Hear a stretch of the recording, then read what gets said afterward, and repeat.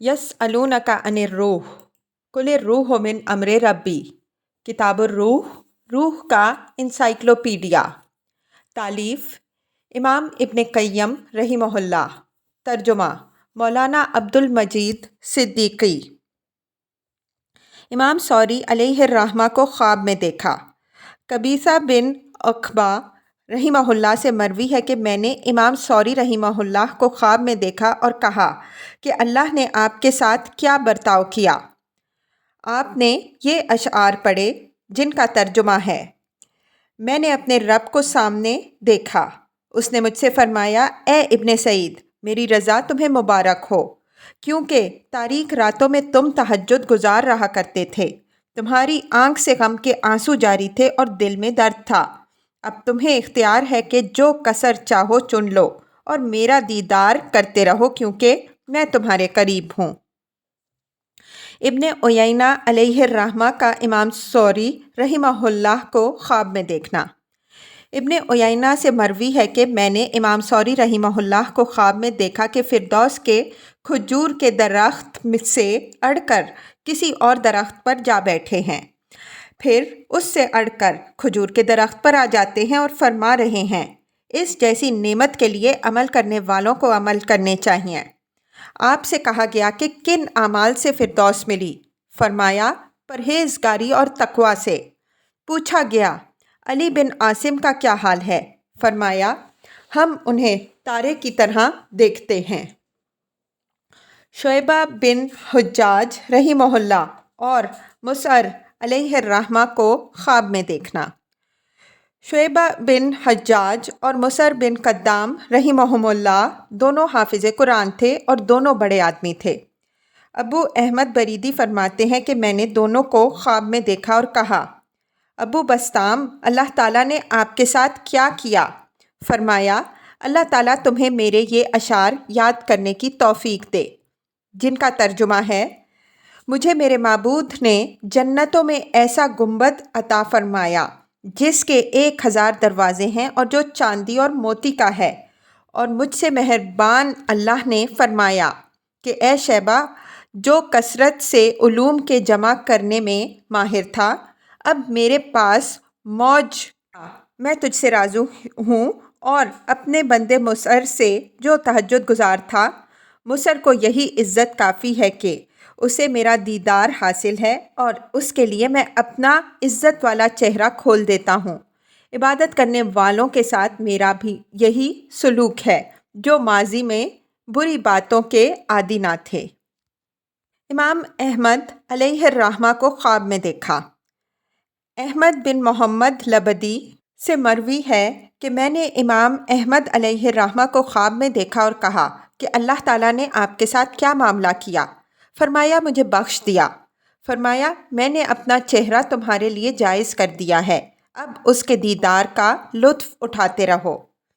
एक सूसी ने अल्लाह ताला से दुआ की कि ए अल्लाह, मुझे कब्र वाले दिखा ताकि मैं उनसे इमाम अहमद अलैहिर्रहमा के बारे में पूछूं कि अल्लाह ताला ने उनके साथ क्या सलूक किया।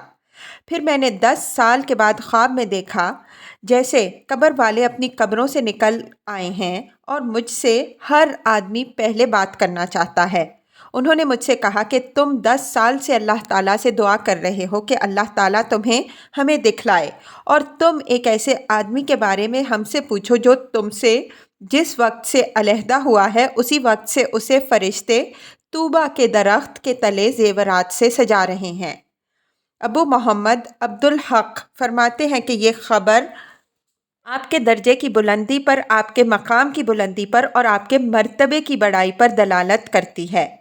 फरिश्ते आपके हाल का वस्फ़ इन्हीं अल्फाज में बयान कर सके और इसी इबारत से आपकी शान रफ़त की ताबीर कर सके। बशर हाफ़ी अलैहिर्रहमा और मारूफ़ करख़ी अलैहिर्रहमा को ख्वाब में देखना। एक सक़ा अबू जाफ़र रफ़ीक बशर बिन हारिस से मरवी है, एक मर्तबा मारूफ़ करख़ी को ख्वाब में देखा जैसे कहीं से आ रहे हैं। मैंने कहा, कहाँ से तशरीफ़ ला रहे हैं? फरमाया, जन्नतुल फिरदौस में मूसा अलैहिस्सलाम से मुलाकात करके आ रहा हूँ। عاصم جزری رحمہ اللہ سے مروی ہے کہ میں نے خواب میں بشر سے ملاقات کی اور کہا کہ ابو نصر آپ کہاں سے آ رہے ہیں؟ فرمایا علیین۔ میں نے کہا احمد بن حنبل کا کیا حال ہے؟ میں نے انہیں اس وقت عبد الوہاب وراق کے پاس اللہ تعالیٰ کے آگے چھوڑا ہے، دونوں کھاتے پیتے ہیں۔ کہا اور آپ؟ فرمایا اللہ تعالیٰ کو معلوم ہے کہ مجھے کھانے پینے کی زیادہ رغبت نہیں، اس لیے اس نے اپنا دیدار مجھے جائز فرما دیا۔ ابو جعفر سقہ سے مروی ہے کہ میں نے بشر کو خواب میں دیکھا۔ کہا اللہ تعالیٰ نے آپ کے ساتھ کیا معاملہ کیا؟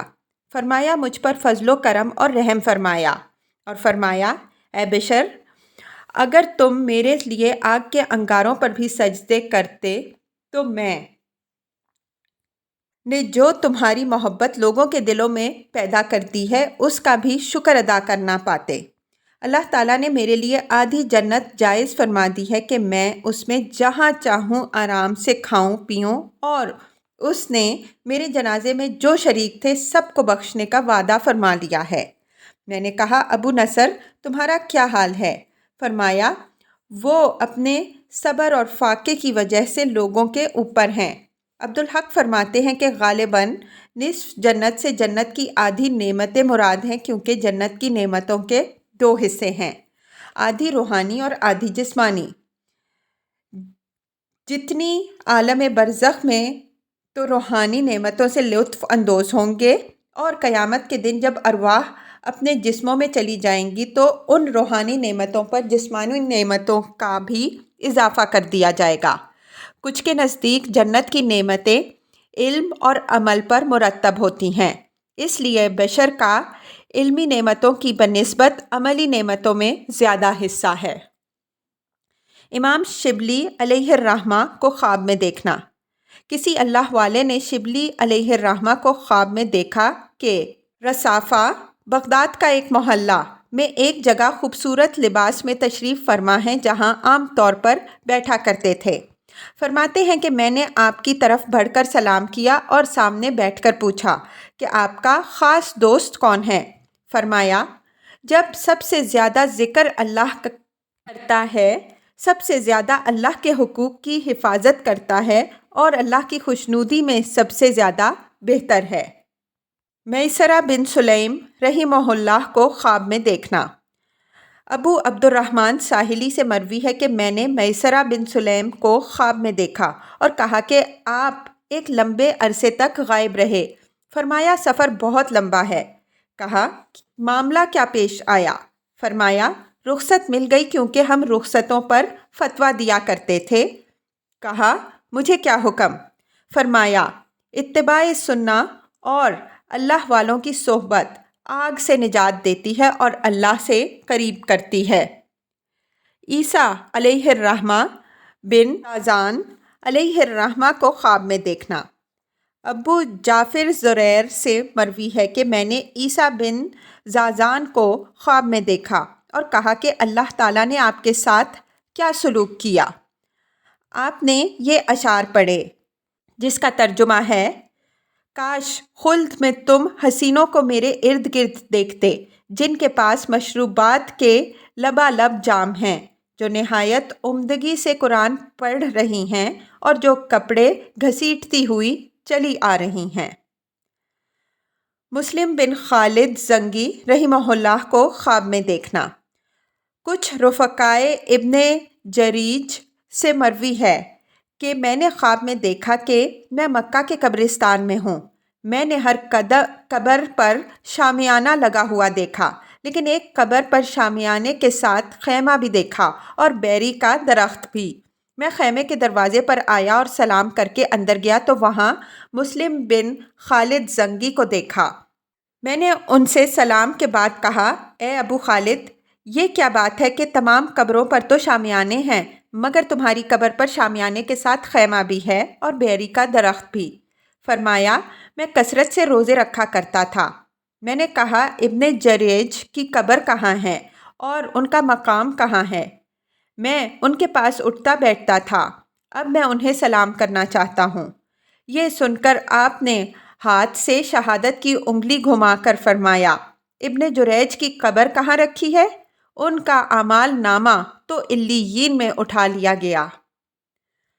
حماد بن سلمہ علیہ الرحمہ کا خواب۔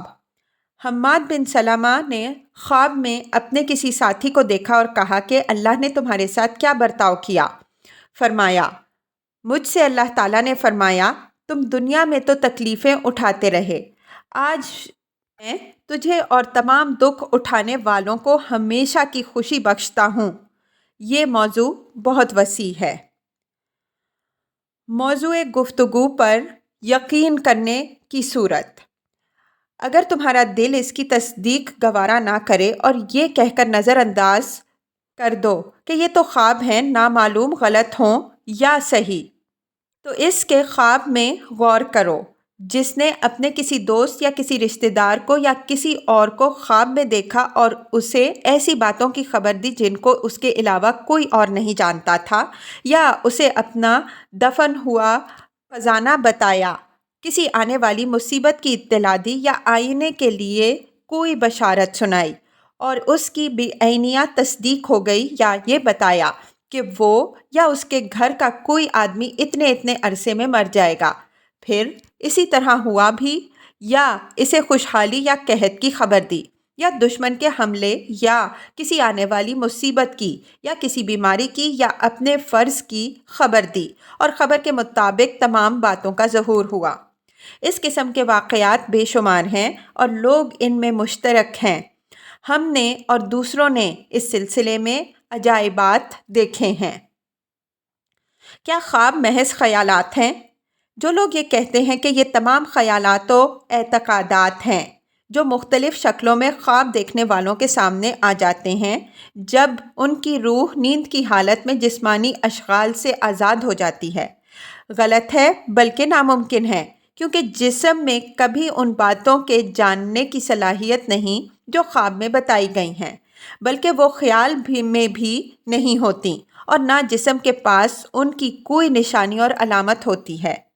ہم اس کا انکار نہیں کرتے کہ کبھی خیالات بھی خواب کا سبب بنتے ہیں، کیونکہ کچھ خواب خیالات و اعتقادات سے بھی دکھائی دیتے ہیں، بلکہ لوگوں کے اکثر خواب صرف ان کے خیالات و اعتقادات کی صورت ہوتی ہے، خواہ واقع کے مطابق ہو یا نہ ہو۔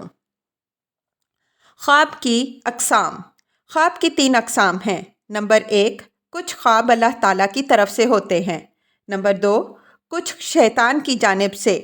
اور نمبر 3، کچھ خیالات ہوتے ہیں۔ سچے خوابوں کی اقسام۔ سچے خواب کی چند اقسام ہیں۔ نمبر 1، الہامی خواب میں اللہ تعالیٰ کے بندے کے دل میں نیند میں کوئی بات ڈال دی جاتی ہے، گویا اللہ تعالیٰ خواب میں اپنے بندے سے کلام فرماتا ہے، جیسا کہ عبادہ بن صامت رضی اللہ عنہ کا بیان ہے۔ تمثیلی خواب یہ ہے کہ خواب کا فرشتہ تمثیلی رنگ میں کوئی بات کہتا ہے۔ ارواح کی طرف سے خواب یعنی سونے والی کی روح اپنے کسی مردہ عزیز دوست کی روح سے ملتی ہے اور وہ روح اسے کوئی بات بتا دیتی ہے۔ عروجی خواب یعنی سونے والے کی روح اللہ تعالیٰ کی طرف پرواز کرتی ہے اور خواب نظر آتا ہے۔ جنتی روح یعنی سونے والے کی روح جنت میں چلی جاتی ہے اور اس کا مشاہدہ کرتی ہے، وغیرہ وغیرہ۔ جبکہ زندوں اور مردوں کی ارواح کا اجتماع بھی سچے خواب کی ایک قسم ہے جو لوگوں کے نزدیک محسوسات کی جلس میں سے ہے۔ اس مسئلے میں لوگوں کا اختلاف ہے۔ کیا روح علوم کا سرچشمہ ہے؟ کچھ کے نزدیک روح میں تمام علوم پائے جاتے ہیں، لیکن اسے عالم کی مصروفیتوں نے ان کے مطالعہ سے روک رکھا ہے۔ پھر جب نیند کی وجہ سے روح آزاد ہو جاتی ہے تو اپنی صلاحیت کے مطابق ان میں سے کسی بات کا مشاہدہ کر لیتی ہے، اور چونکہ موت سے پوری آزادی مل جاتی ہے اس لیے اب روح کے علوم و معارف بھی کمال پر پہنچ جاتے ہیں۔ مگر یہ بات کچھ ٹھیک بھی ہے اور کچھ غلط بھی، کیونکہ روح کی آزادی روح کو ان علوم و معارف سے خبردار کرتی ہے جن پر آگاہی بغیر آزادی کے مشکل ہے، لیکن اگر روح پوری طرح آزاد ہو جائے تو پھر بھی اللہ تعالیٰ کے اس علم پر مطلع نہیں ہو سکتی جسے اس نے اپنے رسولوں کو عطا فرما کر مبعوث فرمایا ہے، اور نہ ان تفصیلات پر جن کی اللہ تعالیٰ نے خبر دی ہے، یعنی گزرے ہوئے انبیاء علیہم السلام کی اور ان کی قوموں کی تفصیلات، اسی طرح معاد پر، قیامت کی شروط پر، اچھے برے کاموں پر، اچھے ناموں پر، صفات و افعال پر، جبکہ شریعت کی تمام جزیات پر آگاہ نہیں ہو سکتی، کیونکہ یہ تمام باتیں وحی سے معلوم ہوتی ہیں۔ ہاں، روح کی آزادی ان باتوں کی پہچان پر روح کی مددگار ضرور بن جاتی ہے، لیکن انہیں بدن کی مصروفیات میں دبی ہوئی روح کے حاصل کردہ معلومات کی بنسبت ان کے معدن سے حاصل کرنا زیادہ آسان، قریب اور کثرت سے ہے۔ کچھ کے نزدیک خواب بغیر اسباب علوم حاصل کرنے کا ذریعہ ہے، مگر یہ خیال غلط ہے۔ کچھ کے نزدیک خواب وہ علوم ہیں جن کو اللہ نے بغیر کسی سبب کے نفس انسانی میں شروع میں پیدا فرما دیا ہے۔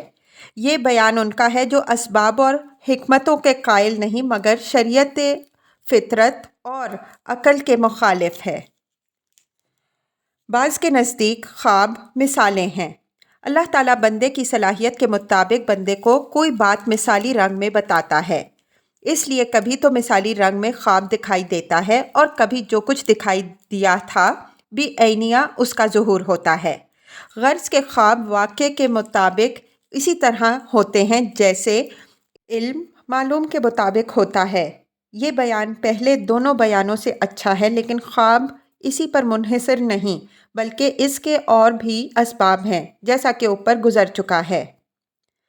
حضرت علی رضی اللہ عنہ سے 3 عجیب و غریب سوالات و جوابات۔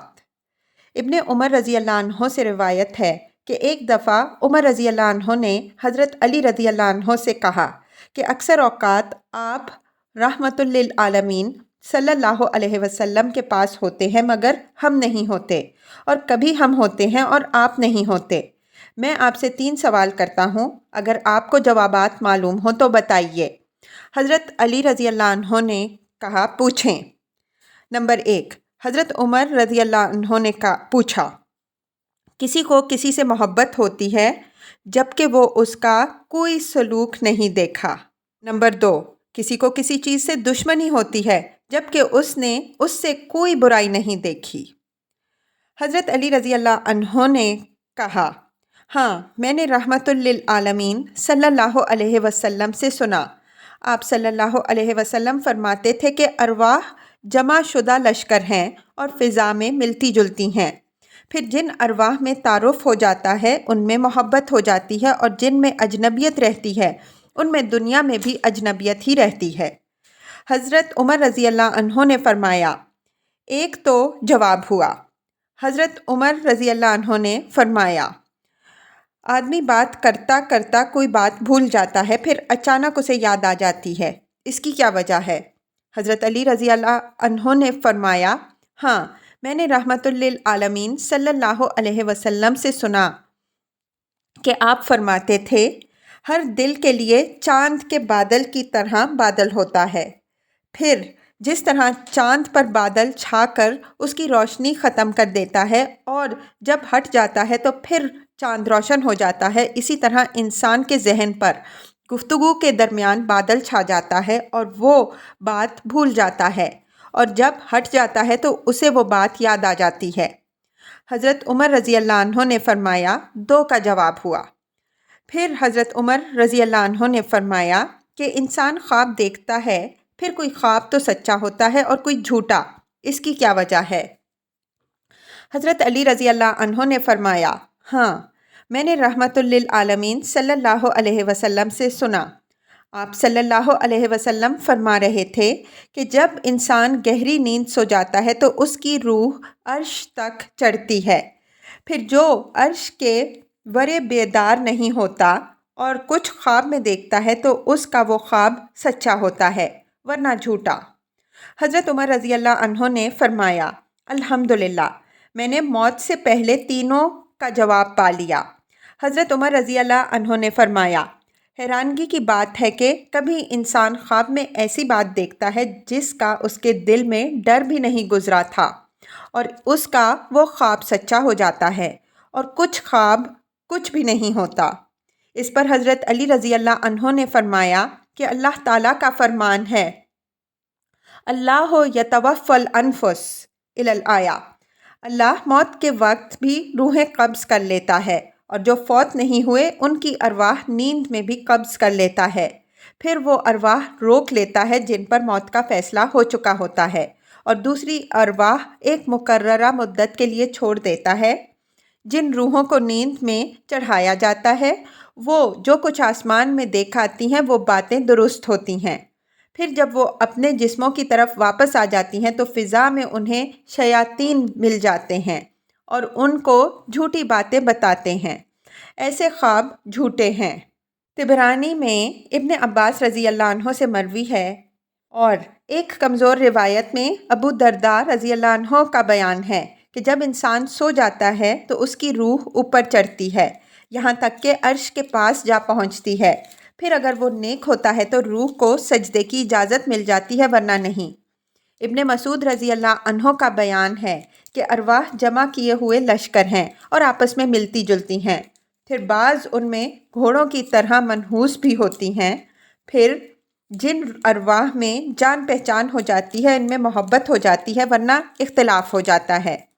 لوگ پرانے زمانے سے اب تک یہ بات جانتے ہیں اور اس کا مشاہدہ کرتے چلے آئے ہیں۔ خواب میں زندہ ارواح کا اجتماع کس طرح ہوتا ہے؟ اگر کوئی کہے کہ کبھی انسان زندہ آدمی کو بھی خواب میں دیکھ لیتا ہے اور اکثر اوقات دونوں کے درمیان فاصلہ ہوتا ہے، ان کی ارواح کا کس طرح اجتماع ہوتا ہے، تو اس کا جواب یہ ہے کہ یہ یا تو مثال ہوتی ہے جسے خواب کا فرشتہ مثال کے رنگ میں پیش کرتا ہے، یا خواب دیکھنے والے کا خیال ہوتا ہے جو خواب میں اس کے لیے مجرد کر دیا جاتا ہے۔ حبیب بن اوس کا ایک شعر ہے، اے محبوب اللہ تیرے تصور کو شاداب رکھے کہ مجھے اس کی بدولت تیری زیارت ہو گئی۔ تیرے قربان اے میرے خیال، وہ گویا روبرو ہے اور میں ہوں۔ کبھی دو ارواح میں کوئی خاص نسبت ہوتی ہے اور دونوں کا انتہائی گہرا اور پوشیدہ تعلق ہوتا ہے، جس کی بنا پر ہر ایک کو اپنے ساتھی کے کچھ واقعات کا شعور ہو جاتا ہے، گو ان کا کسی غیر کو شعور نہ ہو۔ لوگ اس سلسلے میں عجائبات کا مشاہدہ کر چکے ہیں، جبکہ زندہ ارواح اور مردہ ارواح کا بھی اجتماع ہوتا ہے اور زندوں کی ارواح کا بھی۔ اجتماع ارواح کے بارے میں بعض سلف کے اقوال۔ مختلف علماء کا بیان ہے کہ ارواح کی آسمان میں ملاقات ہوتی ہے اور تعارف ہو جاتا ہے، بلکہ سلسلہ گفتگو چلتا ہے، پھر ان کے پاس خواب کا فرشتہ وہ بھلائی یا برائی لے آتا ہے جو انہیں ملحق ہونے والی ہے۔ اللہ تعالیٰ نے سچے خوابوں پر ایک فرشتہ مقرر فرما دیا ہے جو اکیلے ہر شخص کو جانتا پہچانتا ہے۔ اللہ تعالیٰ نے اسے ہر آدمی کے حالات کی تعلیم دے دی ہے، وہ ہر آدمی کے آنے والے طبعی، دینی اور دنیاوی انقلابات کو جانتا ہے اور تمام تفصیلات پر بخوبی حاوی ہے۔ کوئی جز اس سے پوشیدہ نہیں اور نہ وہ اپنی معلومات میں غلطی کرتا ہے۔ اس فرشتے کو ام الکتاب، اللہ کے علم غیب سے ان واقعات و حادثات کی تحریر مل جاتی ہے جو کسی آدمی کو پیش آنے والے ہوتے ہیں، پھر وہ انہیں اس کے سامنے محسوسات و مثالوں کے رنگ میں اس کی عادت کے مطابق ڈھال دیتا ہے۔ چنانچہ کبھی تو اسے ماضی یا مستقبل کی بھلائی کی خوشخبری سنا دیتا ہے اور کبھی ان گناہوں سے جن کا اس نے ارادہ کیا ہے یا کر چکا ہے ڈراتا ہے، اور کبھی ان بری باتوں سے نفرت دلاتا ہے جن کے اسباب مہیا ہو چکے ہیں، تاکہ وہ اسباب ایسے اسباب سے ٹکرا جائیں جو انہیں مٹا دیں۔ اس کے علاوہ اللہ تعالیٰ نے خواب میں اپنی عنایت و مہربانی سے خبردار اور بیدار کرنے کے لیے اور بھی مصلحتیں رکھی ہیں، اور خواب کا ایک طریقہ ارواح کی آپس کی ملاقات و تعارف کا بھی مقرر فرمایا ہے۔ بہت سے لوگوں کی اصلاح خوابوں ہی سے ہو جاتی ہے اور وہ گناہوں سے پرخلوص توبہ کر کے اللہ والے اور آخرت کے طالب بن جاتے ہیں، اور بہت سے ان کے ذریعے مالدار بن جاتے ہیں اور مدفون ہوا خزانہ پا جاتے ہیں۔ ایک خواب کا واقعہ۔ ایک شخص سے مروی ہے کہ ایک دفعہ ہم 3 آدمی سفر پر روانہ ہوئے۔ سفر کے درمیان ہمارا ایک ساتھی سو گیا۔ ہم نے دیکھا کہ اس کی ناک سے چراغ جیسی روشنی نکل کر ایک قریب ہی غار میں جاتی ہے، پھر واپس آ کر اس کی ناک میں داخل ہو جاتی ہے۔ پھر وہ آنکھیں مل کر اٹھتا ہے اور کہتا ہے کہ میں نے ایک عجیب خواب دیکھا۔ میں نے دیکھا کہ اس غار میں بہت خزانہ ہے۔ چنانچہ ہم اس غار میں جاتے ہیں تو وہاں اتنا ہی خزانہ پاتے ہیں جتنا وہ خواب میں دیکھتا ہے۔ عبد المطلب کو خواب ہی میں مقام زمزم بتایا گیا۔ عبد المطلب کو خواب ہی میں زمزم کی جگہ بتائی گئی تھی اور انہیں اس جگہ خزانہ بھی مل گیا تھا۔ عمیر کو خواب میں خزانے کی بشارت۔ عمیر بن وہیب سے خواب ہی میں کہا گیا تھا کہ گھر میں فلاں فلاں جگہ کھودو، تمہارے والد کا دبایا ہوا مال نکل آئے گا۔ ان کے والد نے مال دبا دیا تھا اور مرنے سے پہلے بتانے کا موقع نہ مل سکا۔ عمیر خواب دیکھ کر وہی جگہ کھودتے ہیں تو وہاں سے 10,000 درہم اور بہت سا سونا نکل آتا ہے۔ وہ اس سے اپنا قرض بھی اتار دیتے ہیں اور خوشحال ہو جاتے ہیں۔ یہ واقعہ ان کے اسلام لانے کے بعد کا ہے۔ جب یہ مال نکل آتا ہے تو ان کی چھوٹی بچی کہتی ہے کہ ابا جان، جس خدا نے ہمیں اپنے دین سے زندگی بخشی وہ حبل اور عزیٰ سے اچھا ہے، کیونکہ آپ نے ابھی چند ہی دن پہلے اس کی عبادت کرنی شروع کی ہے کہ اس نے آپ کو یہ مال عطا فرما دیا۔ ابو محمد عبداللہ کے حیرت انگیز خواب۔ علی بن ابی طالب روانی معبر کا قول ہے کہ عمیر کے خواب کا واقعہ اتنا حیرت انگیز نہیں جتنے وہ واقعات حیرت انگیز ہیں جن کا ہم نے اپنے زمانے میں اپنے شہر میں اپنی آنکھوں سے ابو محمد عبداللہ سے دیکھا۔ عبداللہ ایک نیک آدمی تھے۔ یہ خودوں کو خواب میں دیکھ کر ان سے پوشیدہ باتیں معلوم کر لیا کرتے تھے اور ان کے اہل و عیال اور رشتہ داروں کو بتا دیا کرتے تھے۔ اس میں انہیں کمال حاصل تھا اور دور دور تک مشہور تھے۔ لوگ دور دور سے ان کے پاس آ کر کہتے کہ فلاں ہمارا عزیز فوت ہو گیا۔ اس کے پاس مال تھا مگر اسے بتانے کا موقع نہ مل سکا۔ اب مال کا پتہ نہیں کہ کہاں دبایا ہوا ہے۔ یہ فرماتے کہ اگر اللہ تعالیٰ کو منظور ہوگا تو مل جائے گا، تم کل آنا۔ پھر یہ اللہ تعالیٰ سے دعا کر کے رات کو سو جاتے اور خواب میں اسی مردے کو دیکھتے، پھر اس سے اس کے مال کے بارے میں پوچھتے، وہ انہیں بتا دیتا کہ فلاں جگہ دبایا ہوا ہے۔ کسی عورت کی 7 اشرفیاں ایک عورت کے پاس تھیں اور وہ فوت ہو گئی۔ ان کا ایک واقعہ ہے کہ ایک بڑھیا فوت ہو گئی، بیچاری نیک تھیں۔ ان کے پاس کسی عورت کی 7 اشرفیاں امانت رکھی ہوئی تھیں۔ وہ روتی پیٹتی عبداللہ کے پاس آئیں اور ان سے اپنا واقعہ بیان کیا اور بڑھیا کا نام بتا کر چلی گئیں۔ پھر دوسرے دن آئی تو عبداللہ نے کہا کہ خواب میں مجھے بڑھیا نے بتایا ہے کہ میرے گھر کی چھت پر 7 لکڑیاں ہیں، 7ویں لکڑی میں ایک اونی کپڑے میں لپٹی ہوئی اشرفیاں رکھی ہیں، وہاں سے لے لو۔ چنانچہ ان کی ہدایت کے مطابق اشرفیاں وہاں سے مل گئیں۔ ایک مزدور کا واقعہ۔ مجھے ایک معتبر آدمی نے بتایا ہے کہ مجھے ایک عورت مزدوری پر لے گئی کہ میں اس کا گھر گرا کر نیا بنا دوں۔ جب میں نے اسے گرانے کا ارادہ کیا تو وہ عورت اور تمام گھر والے باہر نہیں نکلے۔ میں نے کہا کیا بات ہے؟ عورت نے کہا میں صرف اس وجہ سے گھر گرانا چاہتی ہوں کہ میرے والد مالدار تھے، قضائے الہی سے فوت ہو گئے، پتہ نہیں ان کا مال کہاں ہے۔